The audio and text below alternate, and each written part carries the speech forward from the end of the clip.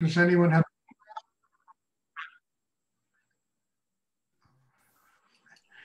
as I said, I've unmuted everyone. Does anyone have a question? I have a question, Stuart, Chris. Stuart, during the class, I had a very unusual experience. I got a whack on the forehead and a mantra I've never heard. And I wondered if I could tell it to you. Shoot. Okay. It's Om Ma Hum Shri Sharada Devi Siddhi Hum. From Sharada Devi, I guess.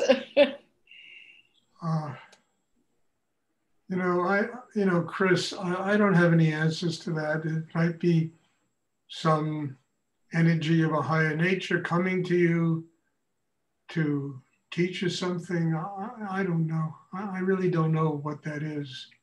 Okay. You can use it, maybe it'll work and help you to grow inside yourself. But I honestly can't tell you.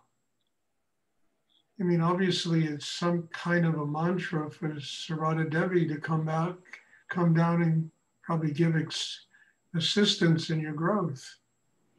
Oh, great. I'm not really, I'm not up to mantras, and I don't really do them. I have little, things I do inside myself. They're not really mantras. They're just little prayers and that really work for me. They work profoundly for me. They're not in Hindu. They're basically in, Sanskrit. They're in English. Yeah. And they work profoundly, so I use them. But in terms of Hindu mantras and all of that stuff, I don't know. There are people that swear by them, that do them all the time, and I hope that it works for them and it helps them to grow. So give it a shot, see what happens during the meditation. Just, say it to yourself. I will. Thank you. Sure. Thank you very much. Does anyone else have a question they would like to ask?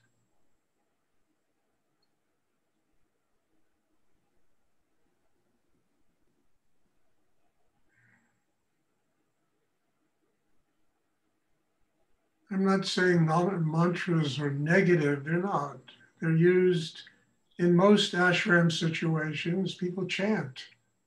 When I was with Rudi and Muktananda came, everybody was chanting their brains out, and the vibration gets strong in the room. You get a little stoned, and it's good. But then I remember Rudi told me, he said, "Look, don't chant, Stuart. Just sit and work with the Shakti coming out of Muktananda. You'll get much more." And I remember doing that, and it was so powerful that it transformed me.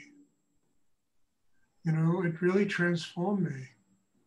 But it taught me something, about how to work with a teacher, how to open to a teacher. It doesn't matter if the teacher is positive or negative or whatever goes on with the teacher. If the teacher is transmitting strong energy of some kind, you can take it inside yourself and use it to grow.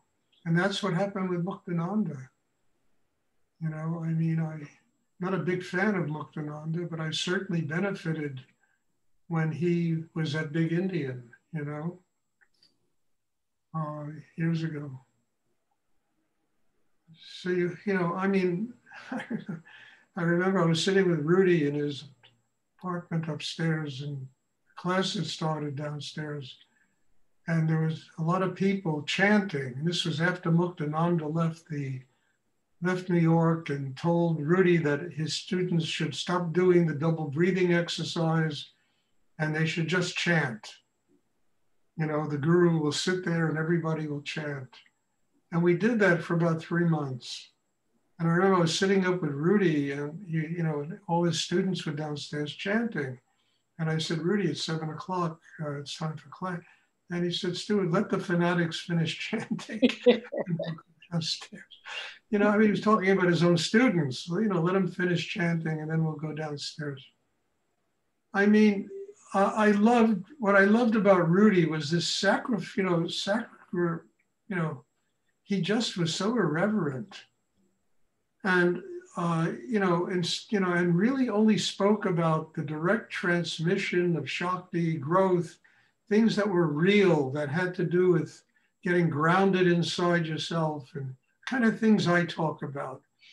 And when it came to all this other stuff, I mean, it was a riot to be around him. I mean, when Muktananda made him become celibate, I was working, I was renovating a loft space for some photographer who wanted to put a gallery in there. It was in one of Rudi's buildings. And I'll never forget, I was down there. I looked like a bloody coal miner, covered with soot and scraping beams. And he came down there and he started telling me, he said, well, Muktananda, Muktananda said that I made a vow to him that I'd become a celibate. And he said, but it doesn't mean I can't give somebody else, an orgasm. And it just cracked me up. I said, Rudi, you're the only one in the world that could look at life this way. Yeah. Just see the bullshit and say, well, okay, if I can't have an orgasm, it doesn't mean I can't give somebody else an orgasm.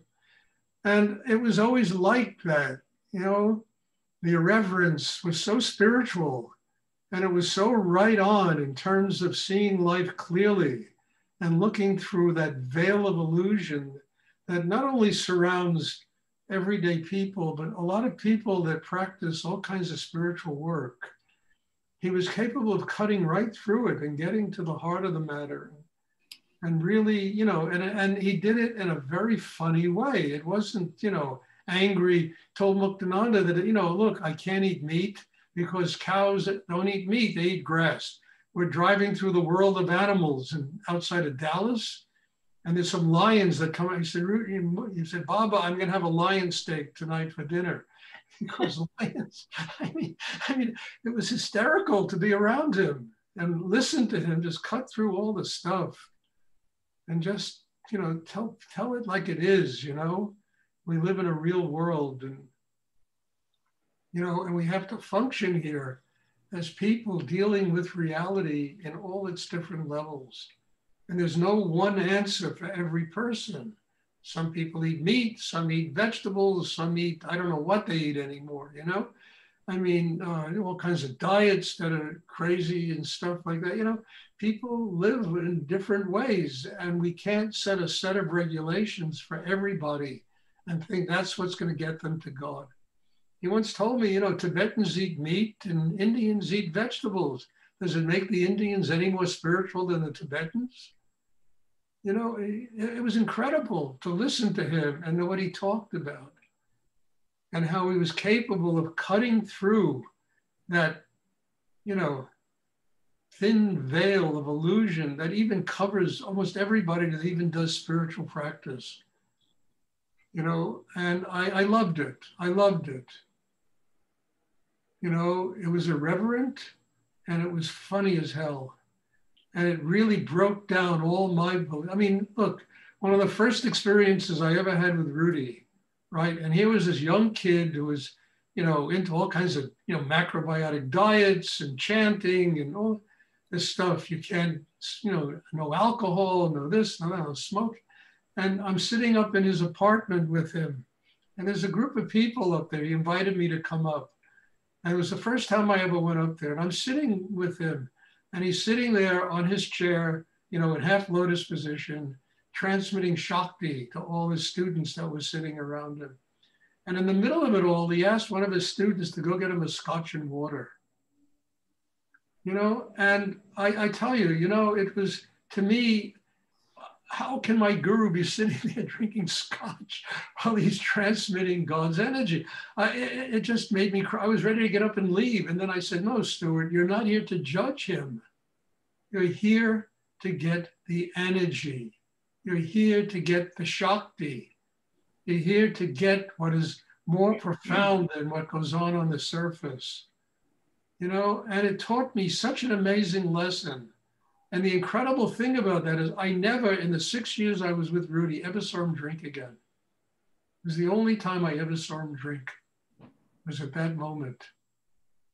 And it was just him through God teaching me something about non-judgmental, about what I'm really doing there, how I could have almost given up my guru, the person who basically saved my life and made it possible for me to do even what I'm doing today. If I would have gotten into that whole righteous judgment of how could my guru be drinking scotch and water while, while he's watching the Dick Van Dyke Show on television and transmitting Shakti, I mean, it was incredible what you had to learn. And he taught me that all through my studies with him. I mean, I was made a spiritual teacher, literally, at a poker game. I mean, this is really the truth. We were big Indian and Rudi loved to play poker. So we're playing poker. There's a class in 15 minutes. And, we had spent the whole morning working, doing all kinds of, intense labor at the ashram there and working, roofing and building walls and all kinds of stuff, and we, just to relax, we're playing poker, and it wasn't a lot of money, a penny, a nickel, it was like that, and suddenly I hear this poke in my ribs. The class, how would you like to teach the class? I pick up my poker hand and he hits me in the ribs. How would you like to teach the class today?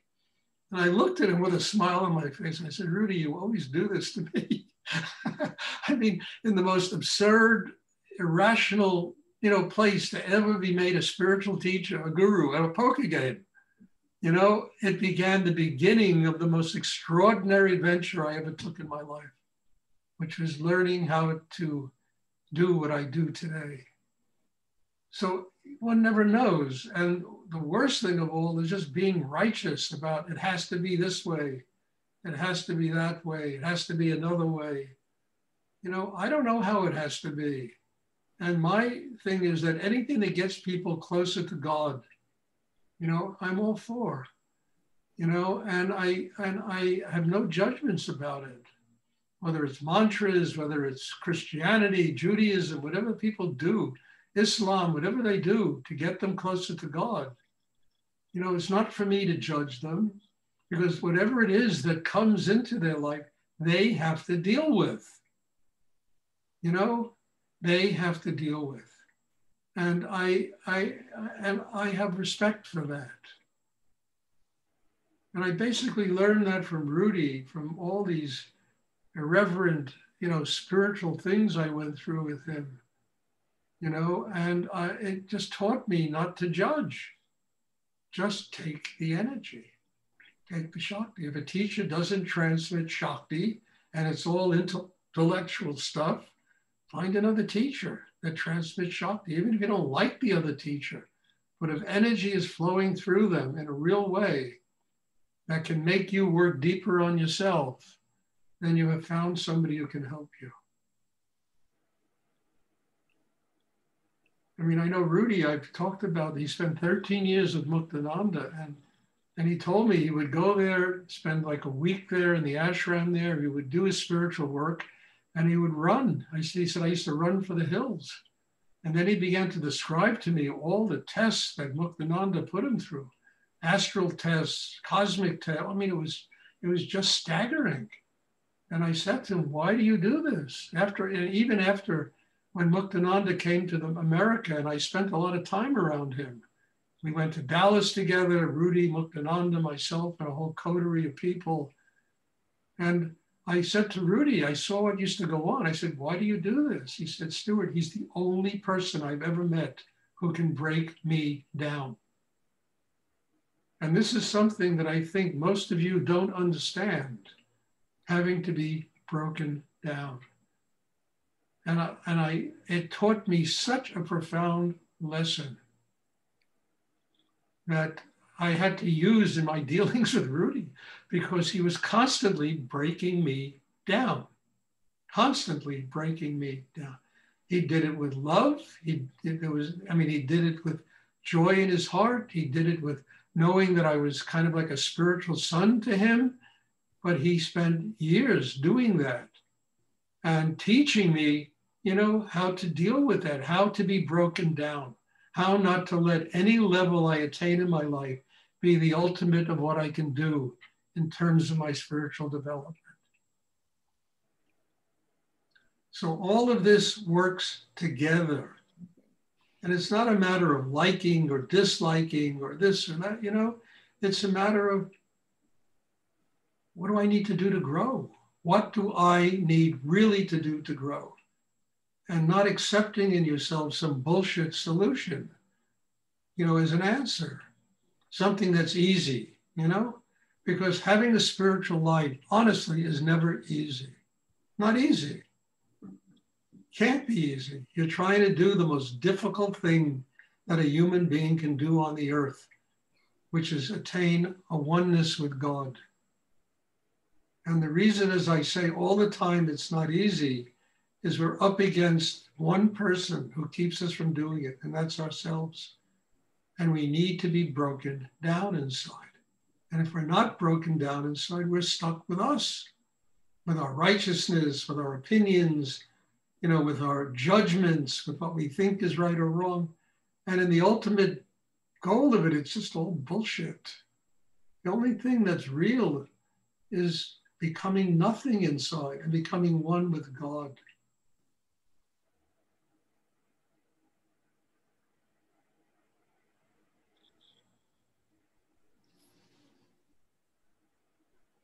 I mean, is this clear? I hope so, you know, I mean, somebody might get up and run out of the room. You know? I don't know. This is tough stuff, but, you know, it's a very difficult job attaining spiritual enlightenment.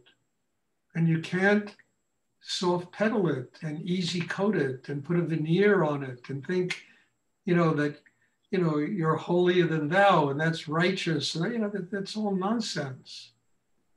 I mean, Rudi told me I want to live my life so that there's absolutely nothing for me to have to come back for. I want to eat from every dish on God's smorgasbord on the table. So there's nothing for me to come back for. And that to me was an extraordinary expression of his vision.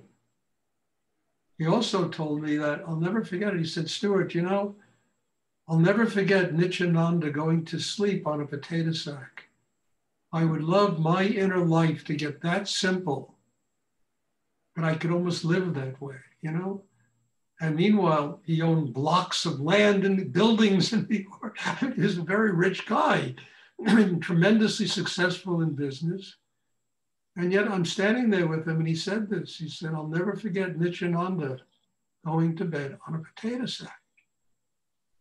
And it inspires me to work on myself so I can get that simple inside. That simple inside.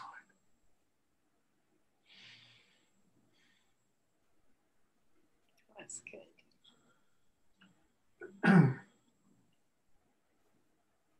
Oh, does anyone have a question after all this?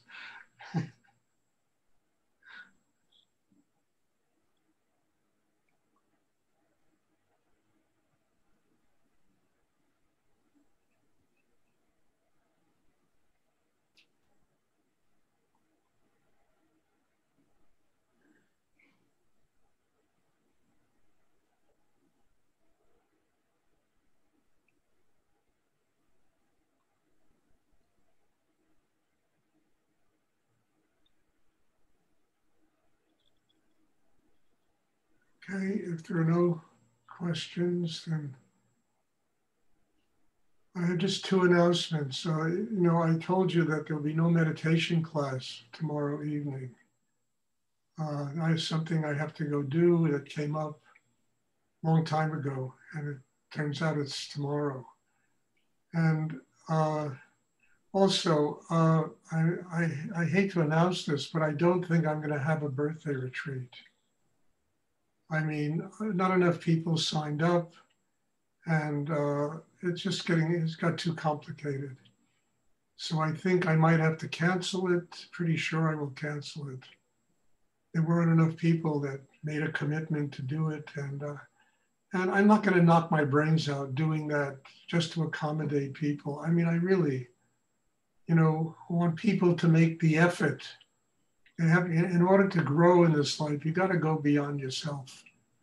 Any kind of, you know, state of comfort and this, you know, you got to do that. Otherwise, You know, I remember in India, Rudi, he was going through a really rough time there. And he was opening to so much energy was coming through him. And I was with him there, you know. And he looked at me and he said, Stuart, I don't want to hear any more of your lip service gratitude bullshit. He told me this. I used to write him these letters, how grateful I am, how grateful I am, how grateful I am. He said, show it to me through your actions. I don't want to hear it. I'm not interested in lip service gratitude. And boy, that was a lesson for me. My whole life changed that moment when I realized that gratitude and the expression of gratitude, service in the world, doing in the world comes because of our activity, the actions we do, not because of the words that come out of our mouth.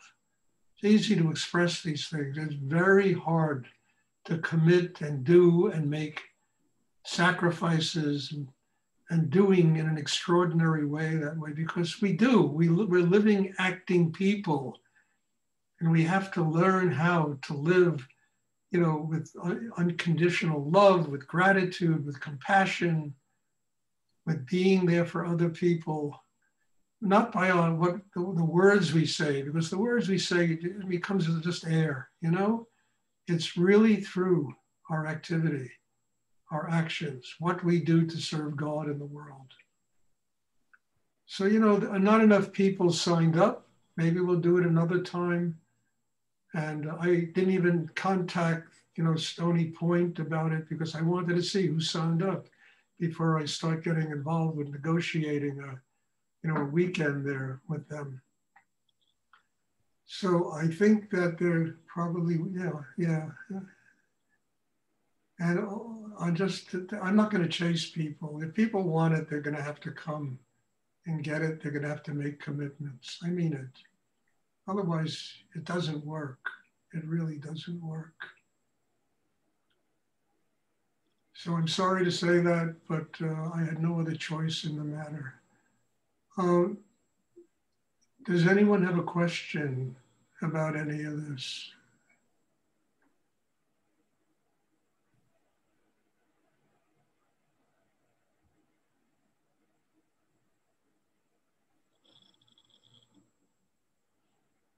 Okay. All right. And again, God bless you all for being in these classes, for coming here, for doing this. I mean, if you weren't here, the things I talked about this evening would not have come through me. And I really mean that. And I am just grateful we do this. This is not easy for me to do. I do 7 of these classes a week. You know, it's not easy to do this. There's a lot of people in every class. It's not like there's 1 or 2 people that come, 5 people, you know. There's 25 to 35 people that attend every one of these classes. And it's not easy to do, but I'm grateful to do it because look what comes. Look what came tonight. Because every one of you have been present here. Every one of you is sitting and doing deep inner work, the meditation practice. And that's what comes when people make an effort. If people don't make an effort, nothing comes. Nothing comes.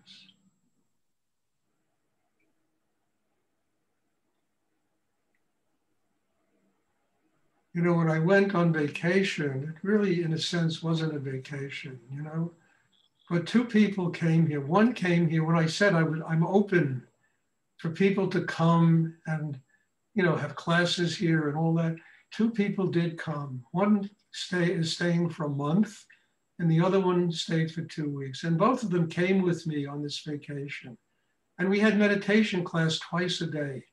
And by the time that 4 or 5 days was over, I'm telling you, I never saw people change as much. It was extraordinary. And it really was extraordinary because of the effort they made. An opportunity to come and sit with their teacher, to spend a month, to spend 2 weeks, to be here. And I thought it was amazing. And it really forced me to work hard because I respected it so much. So that it was more than a vacation. It was something amazing that took place in that 2 weeks. So I'm telling you all this because gratitude is not lip service. Gratitude is doing. And listen, I am so grateful to all of you being here that I do 7 of these classes a week. all over the world with people, because that really is the key to all of this. You know, sharing love, being willing to serve other people, be willing to do things, to go beyond oneself, you know, in terms of doing in the world. So all of this is a lesson, not only for you, it's a lesson for me too, about what has to be done in order to grow spiritually. It's like Rudi always used to say, we're going to live in the Middle East. Like, whoever thought about living in the Middle East? Yeah, my bags are packed, Rudi. Whenever you want to go, I'm ready to go. You know, I mean, he all the time he would do this. And I said, my spiritual life, and look, I was 25 years old, 27 years old. I was young. And I didn't have, you know, a lot of you have family ties and all kinds of stuff like that, you know. But I also, at that age, recognized, Stuart, where are you going to find a person like this again to help you in your spiritual practice? Want you to go live in the Middle East? Go live in a desert, for God's sake. What does it matter as long as you can continue to work with him and get the energy? I mean, that's the way I approached it. Go to Denton, Texas. You know, I mean, my God, I lived in Paris, Rome, you know, Greece, Morocco. I mean, I lived all over the world, for God's sake. And he sent me to Denton, Texas. When I complained to him, Rudi, this has been a hell of a 3 weeks, you know, hell of a 3 weeks. It was like 2 months later. He said, you're on your 3rd day. You know, I learned, do the impossible, do the impossible. Work your way out of this. It took 9 years to work my way out of the situation. Built that house, restaurants. I mean, it was unbelievable what was going on there, you know? You know, but 9 years. And then finally I said, if I stay another year here, I'm going to die. I got to go where my life can expand. So I moved back to New York. So what I'm saying is, it's the activity that shows gratitude. It's how one interacts with the world